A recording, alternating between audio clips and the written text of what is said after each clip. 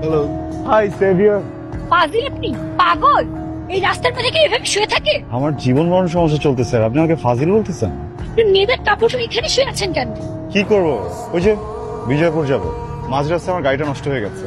Normally অনেক চেষ্টা করেছি লিফট নেওয়ার, কিন্তু পুরুষ মানুষ তো কেউ লিফট দিচ্ছে না। কি করবো বলেন, এই দেশে তো পুরুষদের দাম নেই। তাই ভাবলাম যে একটু মেয়ে সেজে। চুপ, একদম চুপ।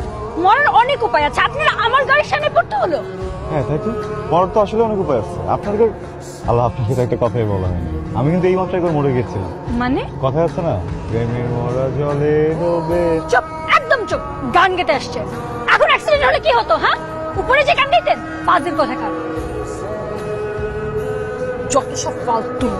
লিফট লাগবে, লিফট চাপ। থানা মেয়ে সেজে রাস্তায় শুয়ে আছে।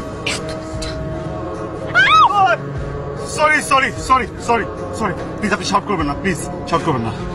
খুব ভালো মানুষ, একদম খারাপ না, গুড হিউম্যান বিং। দেখেন, আমার একটু বিজয়পুর যাওয়াটা খুবই জরুরি, খুবই জরুরি, খুবই জরুরি। Please please class please. সামনের সিটে এসে বসুন, আমি আপনার ড্রাইভার। Yes sir.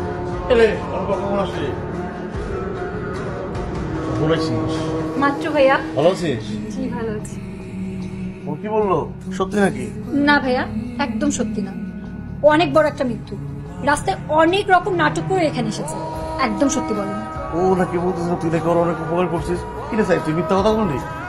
হ্যাঁ করেছি তো, করেছি ভাইয়া। আসলে রাস্তায় এমন একটা বিপদগ্রস্ত মানুষকে কিভাবে ফেলে রেখে আসি, করেছি না।